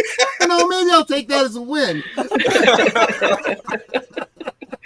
No, that's funny. Well, look, I will leave. I will leave you guys to do your thing. And thank you so much. And see you next time. Take care. It was so great meeting you, Lucinda. Lovely to meet you all. Thank you. All right. Bye-bye. Bye-bye. Bye-bye. Oh, gosh. Yes. Okay. So, anyway, Okay, I want to read something that was really sweet. What? Lester San Jose said that he had to dash out to his local store. Uh-huh. And he goes, hopefully I don't take too long and I missed Narrow Network's wrap-up. Oh, that's sweet. Yeah, no, people look forward to it. I'm going to real quick, because I've done this all completely out of order tonight. I think you guys all understand why. Want to read the chat? But I'm going to go way back to the beginning of the chat. So Orville Nation was first. Samael acknowledged them already. David Pensack, you are always awesome. You are a great supporter. Of course, Deleted Scenes, doing my blue wrenching out there. Big Al, going to be hanging out with you tomorrow night, and we'll get into that in just a second. Brett Cohen, thank you so much for being here. Let's see. Jesse Guajardo, good to see you, my friend. Netter, of course, saying hi to everyone, and I love you too, Netter. Lester San Jose, the Skeptic Tank, and I hope you guys are all subscribed to each other. I would super appreciate it if you guys would do that. It just makes the community that much stronger together, because together we grow. Matt Anui, I don't know if you're still here, buddy, but thanks for being here. If you catch it on the rerun later on. Let's see here. Tim Hayes, good to see you, my friend. You are awesome. Age Boomer, yeah, that guy. Let's see here. Tim Hayes, Maria with the Intelli. Oh, you are awesome. You are awesome. Sparta Chris, hey folks. We should stay and listen in, but I'm working through Nightmare on Elm Street. Okay, no, I get that. Good. But thanks for stopping in. That's always appreciated. Sir Torrin Clegane, good to see you, my friend. Let's see here. Logical Spock, hi there. Good to see you, my friend. I know I saw, there she is, Lady Mist. Good to see you. And we also have Samuel Proctor. Oh, Samuel Proctor, good to see you, my friend. And Connie Cleary. Connie, good to see you. And I don't remember if you said, but Lady Mist is also here. I had just gotten to Lady Mist, yep. And have I missed anyone here? Honestly, I haven't had a chance to read even half of these comments. I'm sorry, but it was a big stream for me tonight. I had a lot to focus on. Okay, I don't think I missed anybody. Did you say Big Al? If you did, yes, I did. If you didn't hear your name, please just drop me a note and let me know what you've been sipping on tonight, and let me know you're here. I just was pulled in all the different directions. I was so focused on our guests. But now what we're going to focus on is what is coming up in the next couple days. So tomorrow, well, actually, keep me in line here, Deleted Scenes. Don't let me miss something that you got coming up. But I know that tomorrow night, the rewatch is over on Big Al Presents. We'll be doing the Time Warp again. There's a light over at the Frankenstein place. We will be watching Rocky Horror Picture Show. And everyone on the panel, of course, is going to share how we first saw the movie and what impact it had on us. Some good stories there. And man, great movie. I think it's one of Tim Curry's best, but that's hard to say. I mean, it's like 20 films are his best films. It's just he's just awesome. So it's going to be, it's going to be a good one. And it's going to be one of 2 Susan Sarandon films that I at least talk about this month. So the only 2 Susan Sarandon films I would actually watch. So, Thank you very much, David. You're always so encouraging. And you don't read chat with guests. We're having a cider now, Pinot Gris. Okay. Good. I'm glad you're enjoying yourself. Yeah, it's always good to hear that people are having drinks with us, because this way I don't feel like I'm drinking alone. I had, I think, 4 of these. Yeah, and you kept filling mine. There was at one point I thought I was out, and I was like, maybe I'll switch to an energy drink or something. And I'm like, it's full. I can't be that drunk.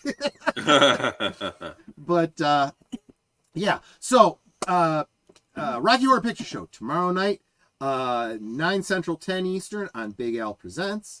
And you will have the instructions on how to do the time warp. It's in the film. Yes, it is.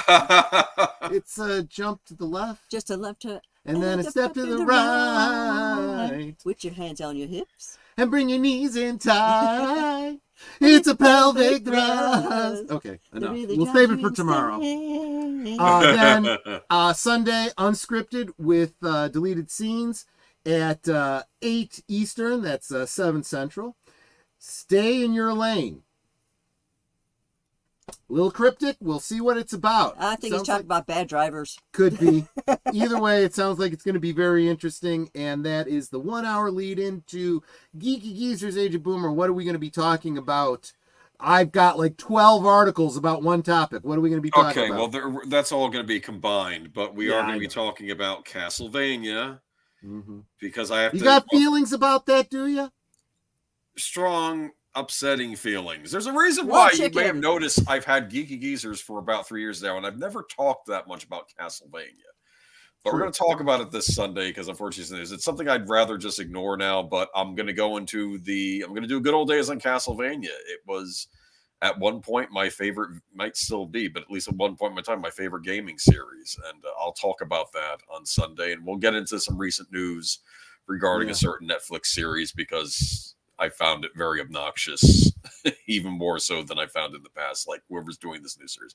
We'll get into it. There'll be a rant. But also I'll be saying another series that you should be supporting, much like Island in the Stars. There's also another game series that's kind of the inheritor of Castlevania that I think you should be supporting. But I'll bring that up on Sunday stream. And we'll talk about other things too. Like I think there's someone suing Disney. I think Julie Ormond. That's interesting. So... Yeah. I'm actually on her side. I think they are responsible. I'm sorry. No, I hear. I think if everybody knew and nobody was doing anything, I get her feelings on it. We'll talk about it Sunday. Yeah. I'll save it for Sunday, because I could easily launch into it right now. Yeah. And then 11, and we mentioned this earlier, but we'll say it again. A little bit after 11 Central, a little after midnight Eastern time. Back to Deleted Scenes, where he will be having Tom Konkle back on again to talk about Island in the Stars. Try to reach as many people as we can to make this thing happen, right? So that is midnight Eastern time on Deleted Scenes on Sunday. Do we have anything happening before Thursday, Age of Boomer? Yes, we are going to be doing a rewatch of Humanoids of the Deep on Soundtracks the Birdman's channel. I don't even know what that is. It is basically Roger Corman's take on Creature from the Black Lagoon. Oh, okay.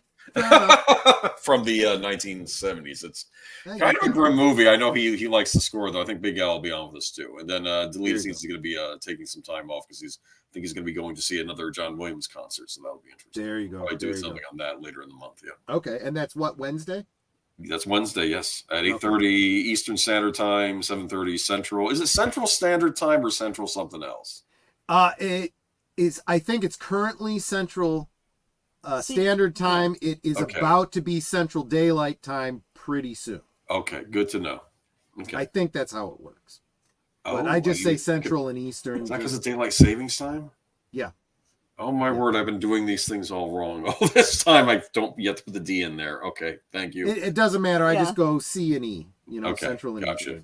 Eastern. Good to know. I do CST, Central Standard Time, because that's what I've always done. The only reason they go with Standard and Daylight Time is because there are a few places along the terminus that either do or don't go forward and back. But it's like, you know what? If I say Central and Eastern, you know what zone you're in. You decide whether you're Right. Central or Eastern right now. Anyway, so that is Wednesday. Then Thursday, Netter on Netter's Network. What are we going to be? Who are we going to be talking to on Thursday? Well, since we're going to the spooky season, Uh-huh. we're talking to the Vagrancy Horror. Vagrancy Horror. Yeah, I've had him on my channel. I have chatted with him a bunch offline. Been hanging out in the chat in a lot of his live streams. A great channel. Definitely want to. If you don't know who he is, you're gonna want to stop by Netters on Thursday and find out a little bit about him. So that is Thursday, which brings us around to next Friday. What are we doing here next Friday on Last Call? I've actually. They'll be drinking. I will be drinking. I will be more attentive. There'll be camaraderie. Yeah. Will there be a movie rewatch? Yes, and we are celebrating the fact that, well, actually, full disclosure, I'm actually at 694 subscribers, but when I planned this, I had just passed 666 subscribers. So as a result, I felt we needed to do a watch party of the 1976 film, The Omen. So that will be next week, same bad time, same bad channel. Share with you a little bit about the lore behind that movie. I think you're going to enjoy it. I think you'll get some good trivia from it. I think there is some dark stuff in the There's some background dark of the stuff. making of that movie. there absolutely is. Great And- performance by Gregory Peck, though. Yep. Lee Yeah, so- Remick, Yeah, the David Warner's in it too. David Warner. Yep. Yeah. Yep. And Patrick Troughton, the second Doctor. That's a rough one. Yeah. That. Yeah. We'll talk. He looks stressed in that movie. Well, yeah, you would think he would be, right? Yes. So we'll look at that next week, and then the following, so a week from tomorrow, on Saturday, Retro Cinema on Netter's Network, we will be watching The Conjuring. So we'll continue that whole Halloween kind of flavor. But I did want to, because I did kind of mention it a little bit before, 2 weeks from tonight, I will be kicking off a new series that will be moving then to Deleted Scenes channel. But we will be in 2 weeks doing a watch party of the pilot episode, or the pilot movie, or however you want to look at it, the 2-part episode of Twin Peaks. And then on a weekly basis over on Deleted Scenes, we'll be watching an episode a week and talking about it, kind of doing a kind of deep dive, digging into the lore of Twin Peaks. And we'll watch it right through, all 3 seasons, and Fire Walk with me. And Netter and I will have plenty to share about having, God bless you, met, people involved in it, people that were stars and supporting cast and contributing writers and so forth. It'll be a lot of fun. So that's something new that I don't know if we did we decide that's going to be on Tuesdays, Deleted Scenes over on your channel. I think we did, but I'm not positive. But you know what? Don't worry about it. Let's start with the first episode 2 weeks from tonight, right here. The pilot. And, we'll take it from there. Yeah. Great music. There's always music in the air. Angelo Badalamenti and Julie Cruz.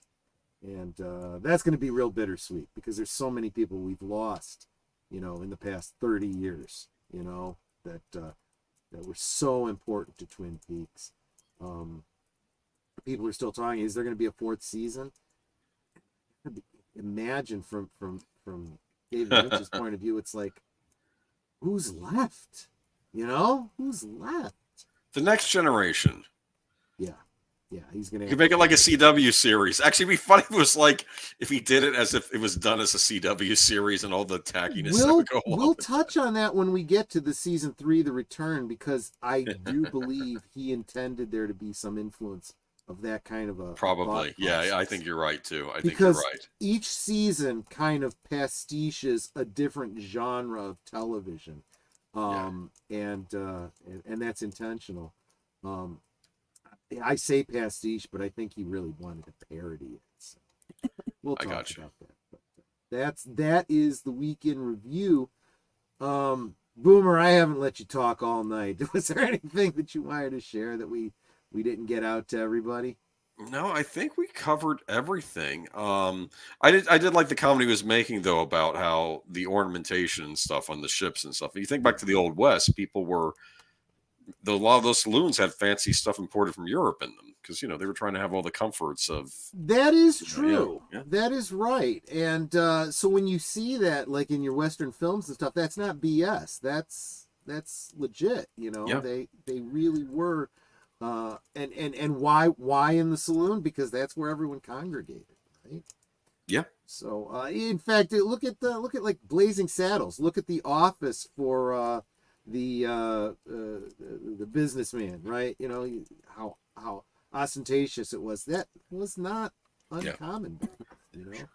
You had wealth, you flaunted it, and something tells me that some of the characters in this film are going to be.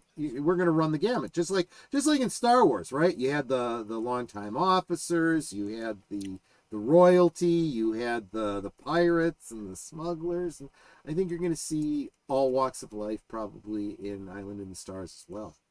Yeah, I can't wait to see it. I know. I'm looking forward to it. If they do some sort of a premiere in the Chicago area, definitely going to go to that. But if nothing else, I'll get my Blu-ray for sure. Physical media. Own physical media, exactly. Just what I always say. And that's the other thing too. I mean, eventually after it's done its theatrical run and it's done all of its premieres and the Blu-rays are in everybody's hands, eventually it'll make it to some sort of a streaming service. But that's not where it's starting. They know their business model, and I'm kind of glad about that. I'm glad to be part of it. It's just really, really exciting. But, absolutely. Cool. And so Nutter, you wanna take us out? You wanna say your last words? Yeah, it's like I was waiting to see if Lester San Jose came back yet from his quick run. He hasn't answered me in chat that he's back yet, so that's okay. He can catch it on the rewatch. Yeah, he's gonna have to catch us on the rewatch. Yeah. Well, y'all know what I always say. We can talk amongst ourselves, and that's all well, good, and fun. But it is so much more fun when you guys are joining us in the chat, and you're dropping your comments, questions, trivia, being goofy, whatever it may be. It doesn't feel like we're separated by miles or continents in some cases. It feels like we're all hanging out in the same room, enjoying each other's company, and having a great time. Yeah. And Lester's back. There he is. He just made it. Just under the wire. Yeah, it feels like we're all just hanging out in the same room, having a great time, enjoying each other's company. Yeah, and you're not just our friends. You are our family. We love you guys, and we appreciate you so very much. You could be anywhere right now, and you choose to be here. Yeah. That is so encouraging. And Lester, of course I had to wait for you. I made Troy vamp until, you had enough time to get back. Exactly. We do appreciate that you are with us every single week, every show. It's so encouraging to see all of you here, all of our regular people as well as the new faces that we see. It's just amazing just to see this family here and how we're supporting each other. And speaking of supporting each other, make sure that you are subscribed to everybody in the chat. Of course, to, me, Troy, and Boomer. And then double check to make sure you're still subscribed to people you think you're subscribed to, because YouTube. That said, I did get to keep my 276 subs. Yep. So I will be playing that trivia night. I just need to come up with whatever gifts we're going to be doing. It might just be something simple as like DVDs, but the whole idea is just to have fun together. Yeah. And I'll have better prizes for when I hit 300. Looking forward to that. I think it'd be a good prize. How about a little sandwich bag filled with Troy's clip toenails? What do you think? Oh, gosh. I'm sorry. I thought you were going to say his beard bits. Yeah. Oh, that could be another prize. Maybe when we had 1,000, you can oh, and a piece of Troy. Raffle up. Oh, and a piece of Troy. That's not what I meant. It's like... Oh gosh, it's late. I think I gotta get to bed, guys. All No, right. actually, I need some pizza. That's what I'm gonna go. Have some pizza, then go to bed. Have some fun dreams. Absolutely. Okay, guys. Lester said that's for the unlucky recipient. I'll take call, thank you. Yeah, exactly. All right, guys. Thanks so much. Thanks for hanging out with us. Definitely support Island in the Stars. Share that link out with everybody, and do it every day. When you get up in the morning, just check your email and share out the link to Island in the Stars. You will make a difference. Get it in front of as many people as possible. People get sick of seeing it, and they'll say, what the heck is this you keep sharing every day? Well, click on it, take a look, and find out. All right. Thanks, everybody. I'll catch you on the next one. You're awesome. Nah. Good night, ladies. Good night, sir. Hit it, sweetheart.